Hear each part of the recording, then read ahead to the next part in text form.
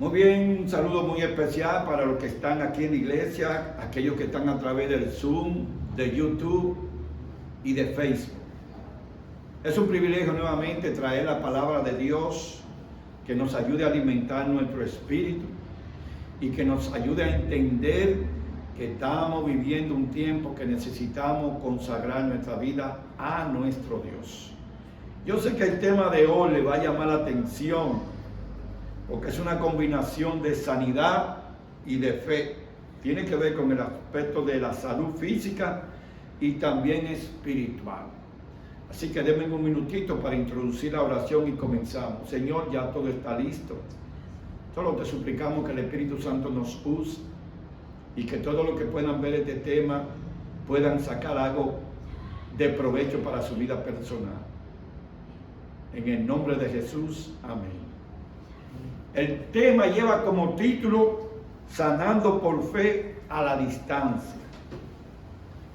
Seguramente alguna vez ustedes han escuchado de personas que han sido sanadas a la distancia. Es decir, el médico da la receta por teléfono, la persona va y la compra en la farmacia y mejora o se cura de la situación de salud por la que está atravesando. Esta práctica no es nueva. Lo que pasa es que ahora con la tecnología se ha puesto de moda. Por ejemplo, ya en Estados Unidos usted no puede ir al médico por cualquier cosa, sino que hay lo que se llaman los médicos digitales. Usted lo llama y por conferencia el médico te pregunta qué tú tienes. Cuando usted le da el diagnóstico, te dice, pues mira, ve a la farmacia, cómprate esto, que yo sé que te va a ayudar. Y entonces, si no mejora, viene y pasa por aquí. Antes no, antes hasta por un dolorcito de cabeza había que ir personalmente al médico. Pero la tecnología ha avanzado tanto que ya los médicos están consultando a través de sus instrumentos digitales.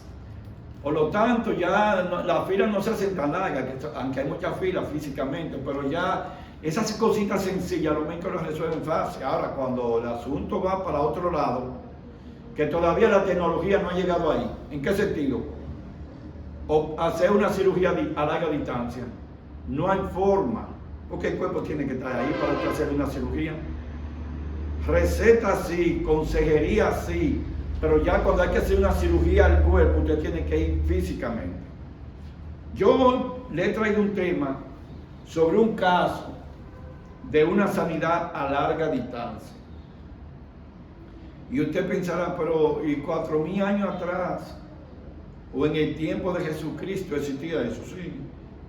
Sanidad a larga distancia. No había tecnología, no habían celulares. Y entonces, ¿cómo se efectuaba eso? El asunto es que solamente hay un ser en la tierra que podía hacer eso. Sanar a larga distancia y que todavía lo está haciendo. Y ese es nuestro Señor Jesucristo. ¿Por qué? Porque Jesucristo está en el cielo. Y cuando usted le ora a Jesús para que le cure a usted o le cure un familiar, un amigo, es desde el cielo que viene la respuesta, porque Jesús no baja del cielo físicamente a curar al paciente. Cuando él estuvo en la tierra, sí hizo las dos combinaciones. Es decir, Jesús curaba con el paciente frente a él, pero también hubieron algunos casos que él curaba a la distancia. Por lo tanto, el tema de hoy, titulado Sanidad por fe a la distancia, tiene que ver con un caso donde se le pidió a Jesús que curara a una persona, pero quien le mandó a pedir el favor, escuchen esto, no le permitió llegar a la casa. Interesante. El médico divino que iba a curar al enfermo, el dueño de la casa le dijo, yo no soy digno que tú entres a mi casa. Di solo la palabra y mi siervo se curará. Señores, hay que tener fe para usted hacer una cosa así. Ahora tenemos que entender al personaje. Y para eso entonces vamos a leer la historia bíblica y luego la vamos a desglosar. Capítulo 7 del libro de Lucas. Dice claramente, después que terminó todas sus palabras al pueblo que lo oía, entró en Capernaum. Si usted lee la parte anterior del capítulo que le precede a este, se va a dar cuenta que Jesús aquí acababa de predicar el sermón de la montaña o el sermón del monte, y daba una serie de detalles. Nosotros somos la sal de este mundo, etcétera, etcétera. También somos la luz del mundo. Entonces aquí dice que Jesús comenzó su segunda misión de su obra misionera, y la comenzó en Capernaum, o su gira misionera, como usted quiera. La agenda personal de Jesús ahora era entrar en Capernaum. Sigue diciendo el versículo 2. Y el siervo de un centurión, a quien éste quería mucho, estaba enfermo y a punto de morir. Cuando el centurión oyó hablar de Jesús, le envió unos ancianos de los judíos, rogándole que viniera y sanara a su siervo. Ellos se acercaron a Jesús y le rogaron con solicitud, diciéndole: es digno de que le conceda esto, porque ama nuestra nación y nos edificó una iglesia. Jesús fue con ellos, pero cuando ya no estaba lejos de la casa, el centurión envió a él unos amigos diciéndole: Señor, no te molestes, pues no soy digno de que entre bajo mi techo, por lo que ni aún me tuve por digno de ir a ti, pero di la palabra y mi siervo será sanado. Señor, hay que entender esta parte. El centurión le manda a decir a Jesús: tengo un siervo que lo amo, está enfermo y yo necesito que tú me lo cures. Entonces, esta misma versión está en Mateo 8, y hay algunas cosas que Mateo menciona que aquí no están. Por ejemplo, Mateo dice que los ancianos y unos amigos fueron a pedir a Jesús que sanara al siervo del centurión. Ahora, cuando hablamos del centurión, indudablemente tenemos que tomar en cuenta algunas características. Por ejemplo, ¿qué es un centurión? En términos romanos, un centurión es un militar que tiene 100 personas bajo su dirección. Por eso vamos a ver más adelante que él mismo se identifica con su profesión y le dice a Jesús la razón por la cual él no es digno de que Jesús visite su hogar. Entonces, al analizar esto, él tenía 100 hombres, 100 soldados bajo su dirección que le decía: vayan allá, e iban, venga acá, siéntese aquí. Es decir, recibían órdenes de él y no podía negarse. Un militar romano no se podía negar a una orden del centurión. Podía llevarle eso a la cárcel y en lo más extremo a que le cortaran la cabeza. Por lo tanto, él estaba acostumbrado a dar órdenes. Y a Jesús, él entendía que no tenía que darle órdenes, sino le dijo: mira, yo no soy digno de que tú vengas a mi casa, solo di la palabra y mi siervo sanará. Lean conmigo el versículo que sigue. Versículo 8. Oiga lo que le dice el centurión cuando le manda a decir a Jesús: yo no soy digno de que tú entres a mi casa, pues también yo soy hombre puesto bajo autoridad, es decir, él cumple órdenes del rey, y tengo soldados bajo mis órdenes, y le digo a este: ve, y va, y al otro: ven, y viene, y a mi siervo: haz esto, y lo hace. Cuando Jesús escuchó lo que le decía el centurión, se maravilló de él, y volviéndose dijo a la gente que le seguía: os digo que ni aún en Israel he encontrado tanta fe. Y al regresar a casa, los que habían sido enviados hallaron sano al siervo que había estado como enfermo.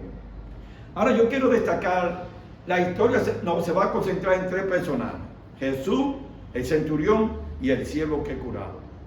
Pero la centralidad del tema está en la fe del centurión.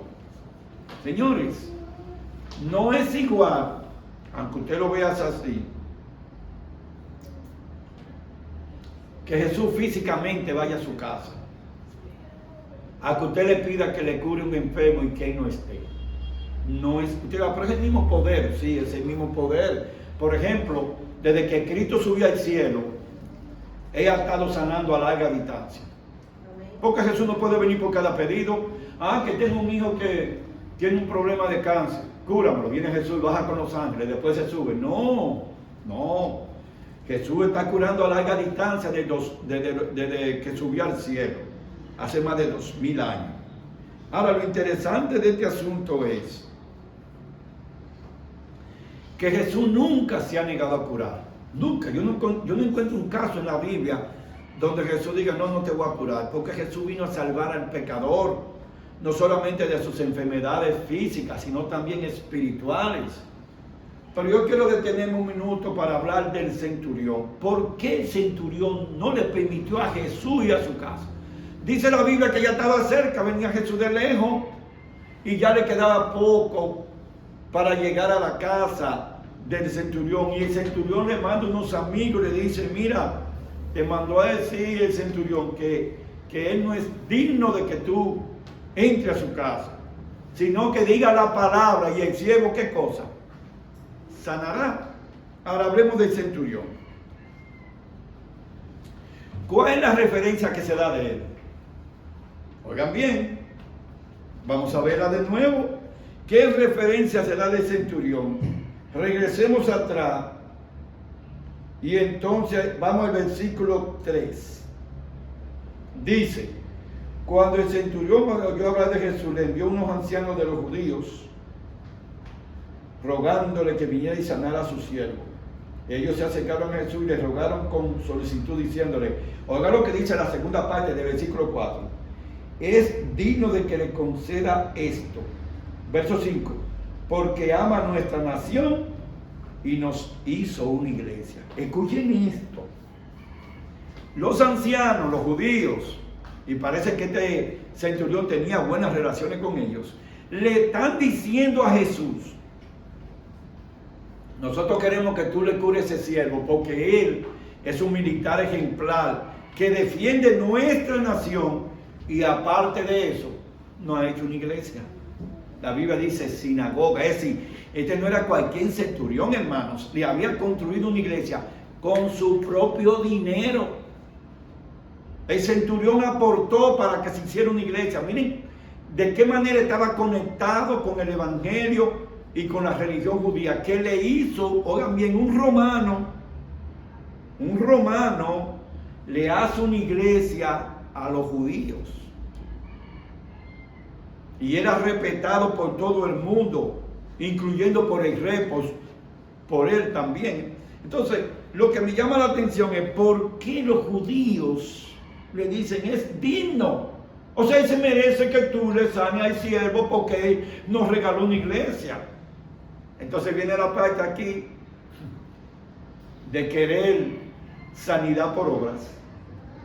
Es decir, Jesús, él nos regaló una iglesia, tú no te puedes negar a sanarlo, porque él es digno.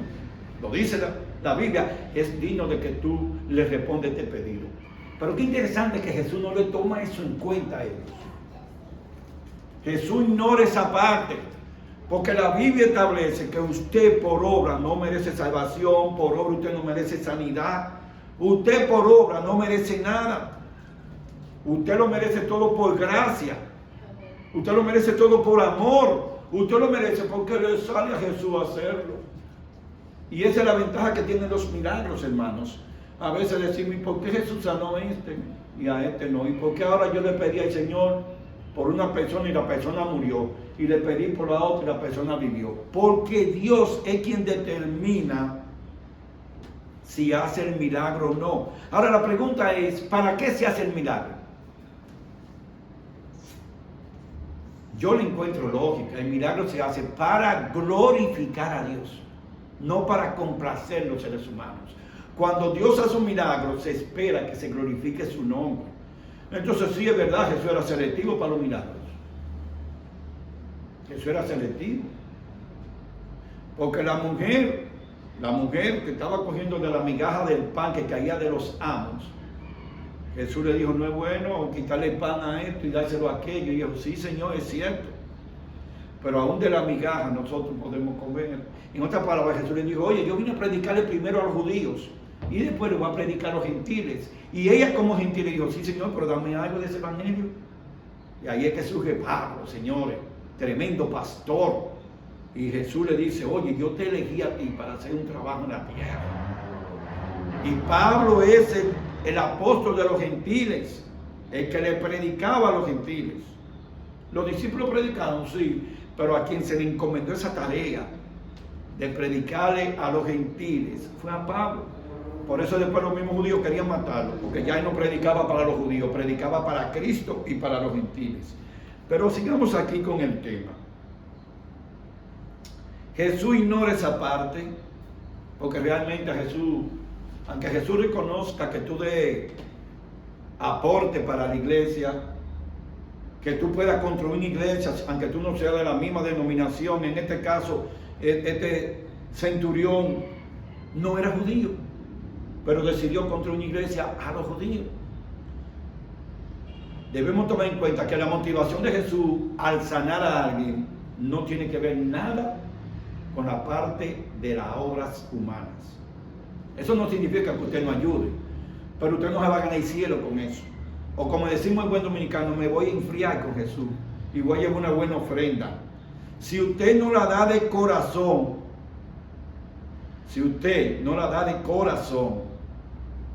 entonces Jesús no la quiere. El pastor no le va a decir eso. El pastor la va a recibir como sea, porque él la necesita para el ministerio. Pero Jesús no quiere ofrenda que no sea voluntaria. Y ahí que cuando mandó a construir el templo, acuérdense, ya yo predico un tema sobre eso. El único requisito que le dijo a Moisés fue, mira, me vas a hacer un tabernáculo para yo morar dentro de ustedes. Pero yo quiero ofrenda voluntaria y de corazón. Y dice la Biblia que el pueblo dio tanta ofrenda que Moisés le dijo, dígale que no den más. Ya no quiero más. Se pasaron. Pero ¿cuál fue el requisito? Pues Dios no ha cambiado. La Biblia dice que Dios es el mismo ayer, hoy y siempre. Entonces Dios no ha cambiado. Dios quiere ofrenda de corazón, voluntaria. Por eso es que yo me pongo a todos estos predicadores que viven hablando muchísimas cosas, obligando a la gente a darle mi ofrenda y haciéndole promesas que ni Dios la hace. La promesa bíblica está ahí, búsquenla en Malaquías, el Señor lo dice bien claro. El que me fíe y me dé mi ofrenda, yo le daré bendiciones que sobre y abunde.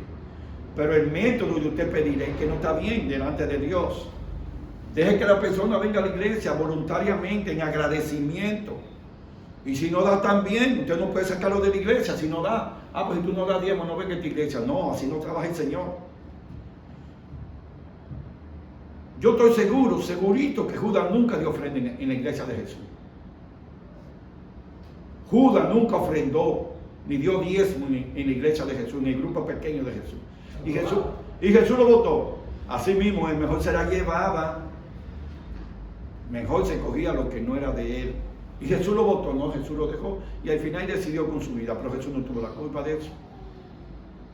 Entonces, hermano, aquí el centurión construye una iglesia para los judíos. Yo lo veo muy bien. ¿Qué fue lo que motivó a Jesús a decir la palabra? Verdaderamente no he encontrado tanta fe en Israel como la que tiene este centurión. Porque, señores, el centurión sabía la posición de él. Él sabía que si Jesús entraba a su casa, se iba a buscar un problema. Pero él también sabía que los judíos que andaban persiguiendo a Jesús le iban a provocar un problema a Jesús por ir donde un gentil, donde uno que no es judío. Entonces él en su visión dice, no, como Jesús tiene tanto poder, yo lo he escuchado por ahí, que ha sanado muchísima gente, pues entonces yo le voy a evitar el problema que hay entra a mi casa. Ahora desde este punto de vista nosotros decimos, oye, pero ese centurión, pero ¿qué fue lo que le pasó? Él no sabe el privilegio tan grande que tenía Jesús en su casa. No, para el centurión es diferente. Yo quisiera que Jesús viniera físicamente a mi casa, le voy a decir, no, desde la esquina bendíceme, no, ven, siéntate aquí, come conmigo. Pero yo lo veo así, ¿por qué? Porque yo estoy en el camino del Señor, pero el centurión pertenecía a otro grupo. Había escuchado de Jesús, pero pertenecía a otro grupo. Y él quiso evitarle problemas a Jesús. yo lo entiendo. Ahora, se sintió Jesús ofendido por eso. La Biblia no me dice que Jesús dijo, pues entonces no lo voy a curar, me voy a devolver. No, mis hermanos, Jesús es paciente, Jesús es inteligente, Jesús es sabio. Jesús se enfocó en la fe y fue lo único que alabó. Nótese que Jesús no le dijo, dígale al centurión que muchas gracias por haber construido una iglesia para nosotros, porque Jesús era judío. Que muchas gracias por construir una iglesia. No. Jesús se concentró en la fe cuando le mandó a decir, solo di la palabra y mi siervo curará. Por eso el tema titulado así. Y por eso yo le puse el tema, ese título. Yo le dije a ustedes que es sanidad por fe a la distancia. El Señor Jesús valoró la fe del centurión y sanó a su siervo a distancia porque no llegó a la casa. O no tenemos ejemplo de Jesús tocando a la persona o la persona a Jesús. Hay dos casos de sanidad de ceguera que Jesús hizo y me llama la atención.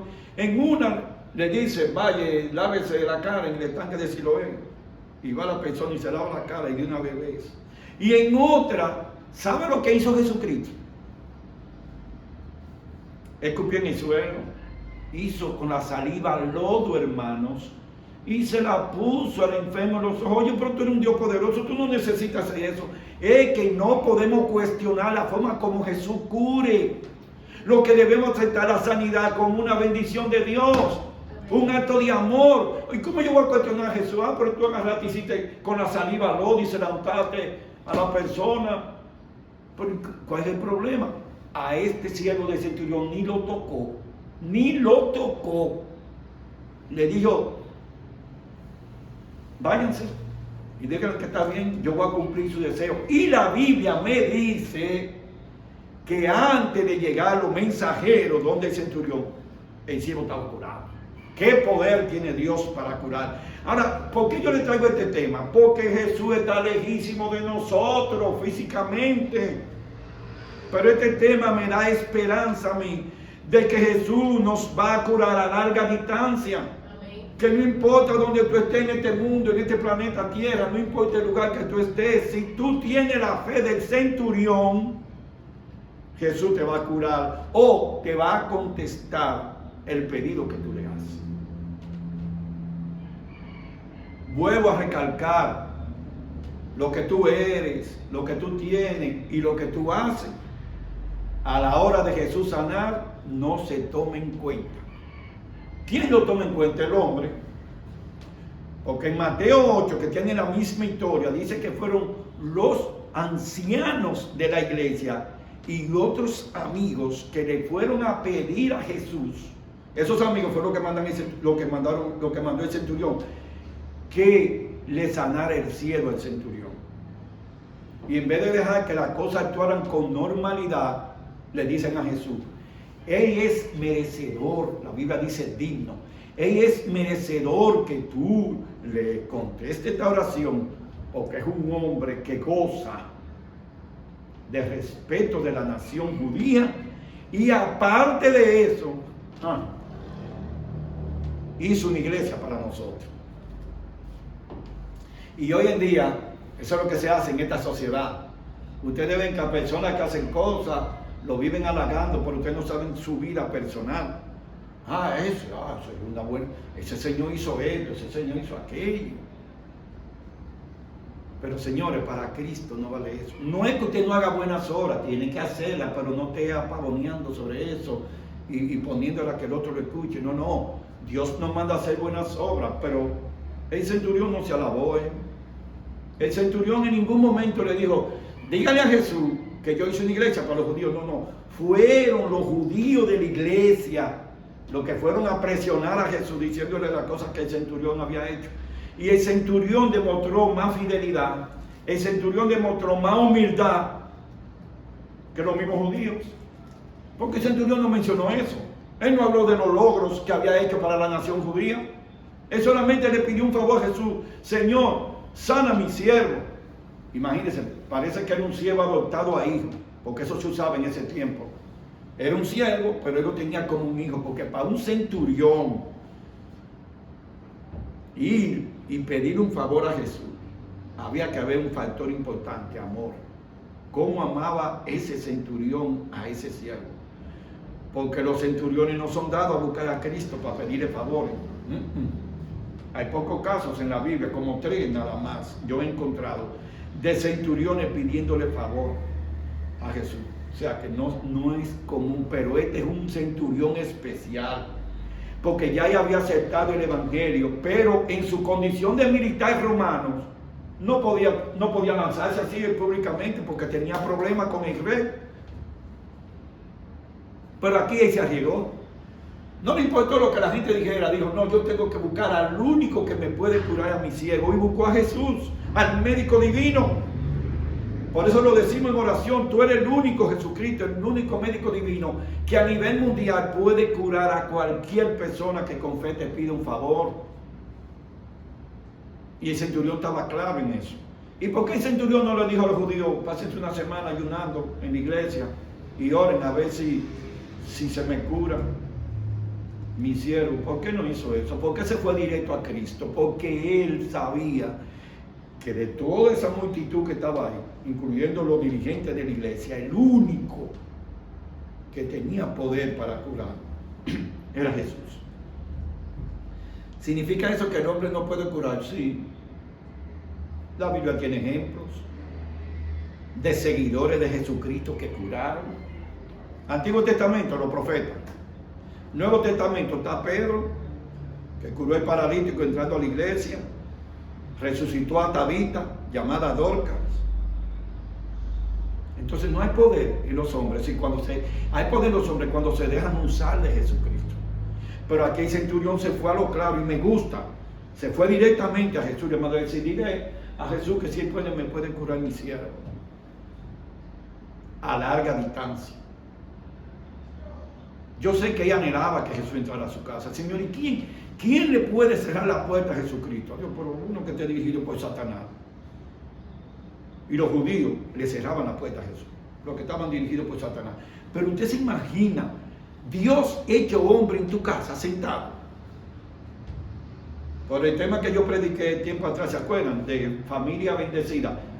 Lázaro, una familia bendecida porque Jesús iba ahí, comía y dormía en la casa de Lázaro. Una familia bendecida, Abraham, Jesucristo lo visitó a Abraham en forma de ángel cuando fue a destruir a Sodoma y Gomorra. Señores, qué privilegio que Jesús pueda ir a tu casa. En este tiempo lo podemos recibir espiritualmente.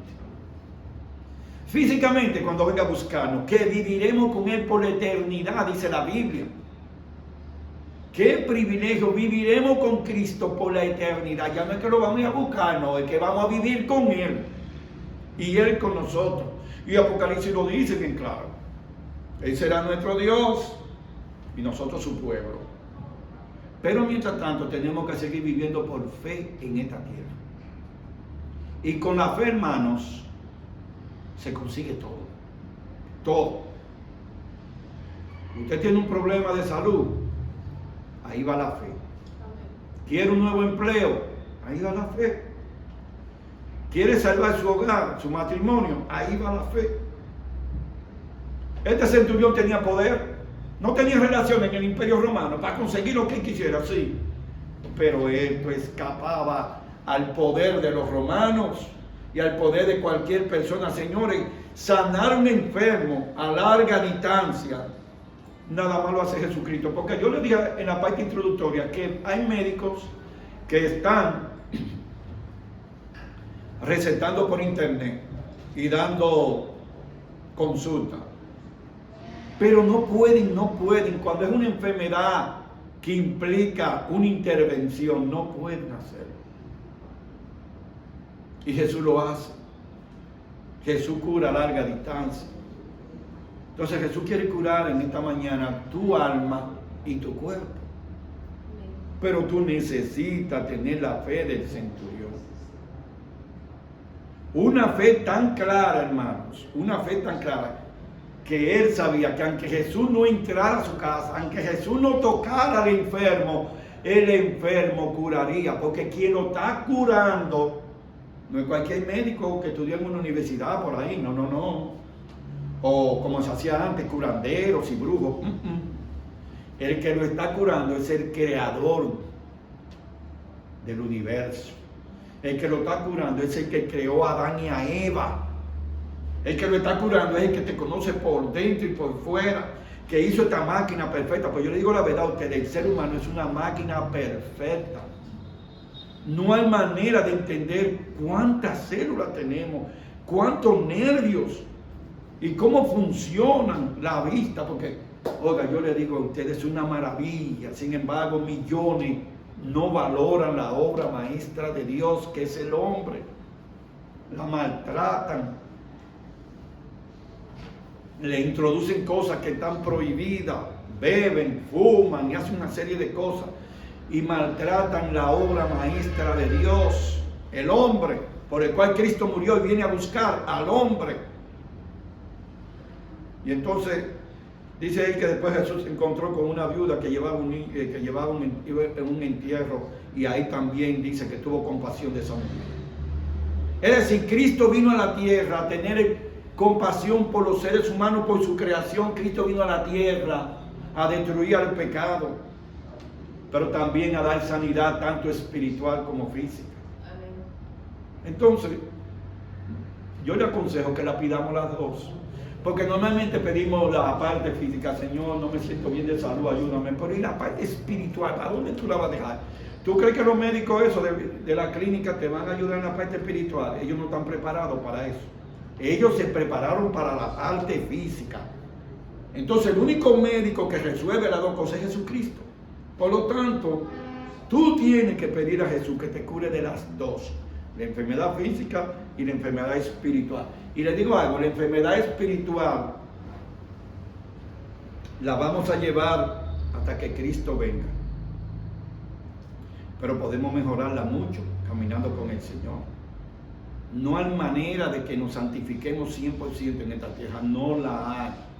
Pero podemos caminar en santidad con Dios. Hay ejemplos bíblicos, sí. Enoc caminó con Dios, que Dios se lo llevó al cielo. Para ir finalizando, hermanos,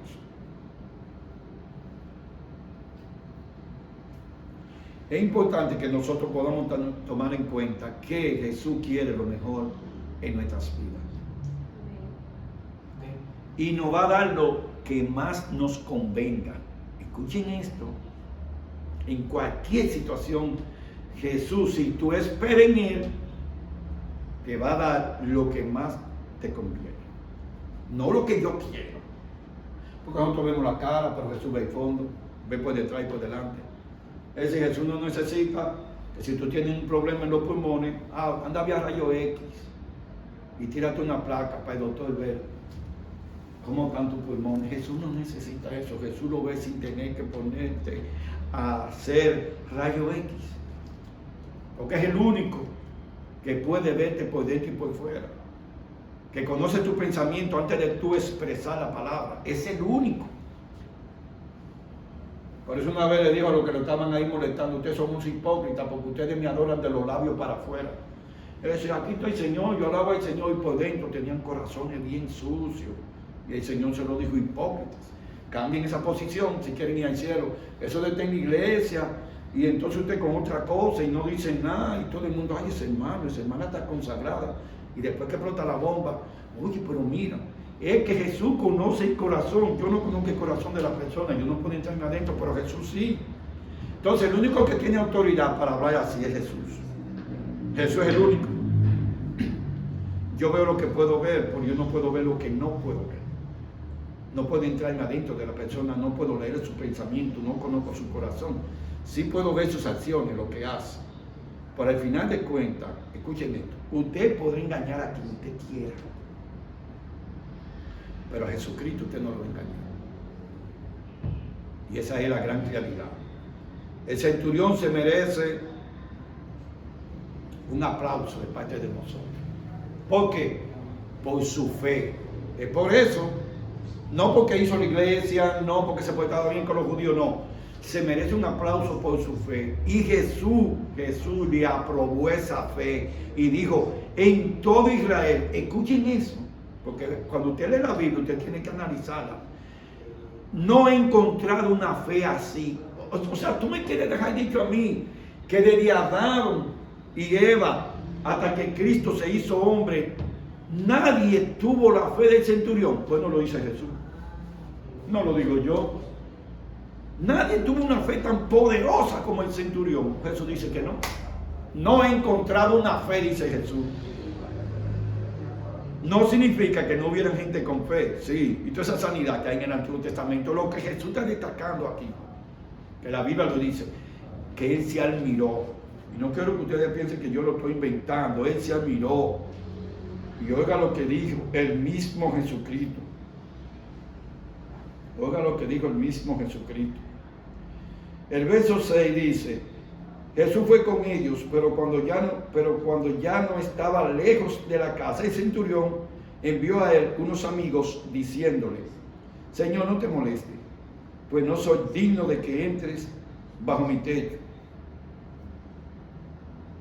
porque ni aún me tuve por digno de ir a ti, pero di la palabra y mi siervo será sanado. Entonces el centurión le dice ahí: yo tengo gente que me obedece y que tienen que hacer lo que yo diga, pero quiero destacar la parte de Jesús, versículo 9. Al oír esto, Jesús se maravilló de él, y volviéndose a todos los que estaban alrededor, los que no seguían, los discípulos, los que fueron para allá, los que enviaron, todo, dijo Jesús: os digo que ni aún en Israel he hallado tanta fe. Señores, lo dijo Jesús. En todo el pueblo de Israel no hubo una fe como la del centurión. Y Jesús es quien reconoce que la fe del centurión lo motivó a sanar a su siervo. ¿Cuál es mi pedido en esta mañana para todos los que están a través de YouTube, de Facebook y en el Zoom, y los que están aquí en la iglesia? Tenemos que tener la fe del centurión. Si queremos lograr que Dios responda a nuestras oraciones, no importa el tópico en el que usted está pasando situación, tenemos que tener la fe del centurión, porque el mismo Jesucristo se la lavó. No se la lavó nadie, fue el mismo Jesucristo que reconoció que la fe del centurión es única. Es única porque dijo que en todo el pueblo de Israel nadie tenía una fe como el centurión. Entonces, hermanos, la verdad que necesitamos, y eso nos da como una bofetada en la cara. Yo pensaba, un hombre que no profesaba ninguna religión, un hombre que no era del pueblo de Israel, era un gentil, y un centurión romano que eran crueles, señores, los centuriones romanos, crueles, perseguían a los cristianos y los mataban. Pero este era un centurión especial. Y Jesús alabar o reconocer a un gentil por encima de todo el pueblo judío y toda la descendencia de Abraham y todo. Señores, verdaderamente no era cualquier fe que tenía este centurión, que Jesús lo reconoció y dijo: no hay, y no he visto en todo el pueblo de Israel una fe como la de él. Ahora, ¿dónde está el mensaje? Nosotros somos gentiles también, nosotros no somos judíos, como me vienen acusando. Ustedes son igual que los judíos que guardan el sábado. No hay que ser judío para guardar el sábado, y ya hablé el sábado pasado sobre eso, así que no voy a abundar. Nosotros somos del grupo de los gentiles, somos los que pertenecemos a la predicación del apóstol Pablo.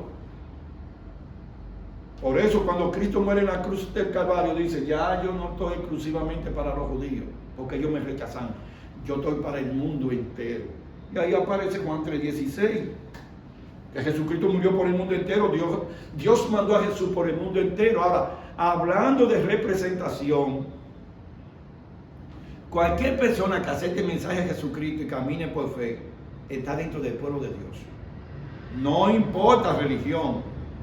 Por lo tanto, coge más valor lo que Jesús dice del centurión cuando se lo está diciendo a una gente que no se crió dentro de la iglesia, que no profesaba ninguna religión. Bueno, y si tenía una, era la de la idolatría, porque esos romanos eran idólatras y politeístas, adoraban 50,000 dioses los romanos. Ahí se crió este muchacho, pero ¿qué pasó?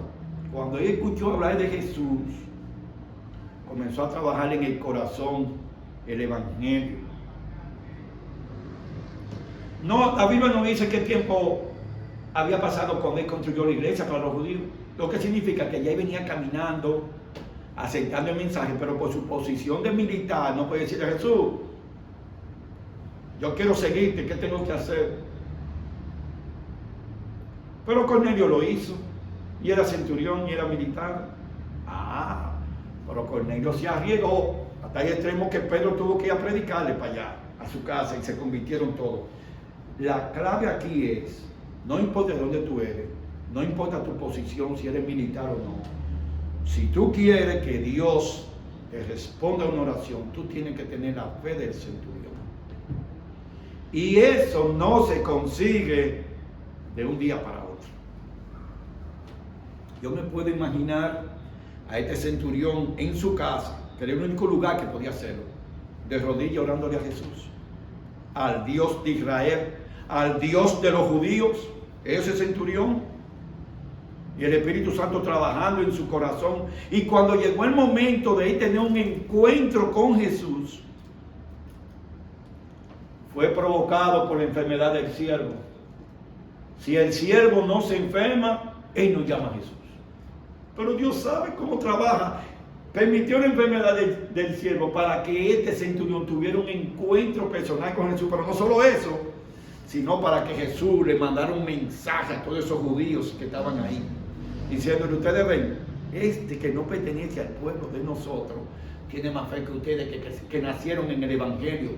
Y miren cómo ustedes me han rechazado. Así que aquí no importa la religión, no importa dónde naciste, dónde te criaste, aquí importa lo que tú vas a hacer con Jesús.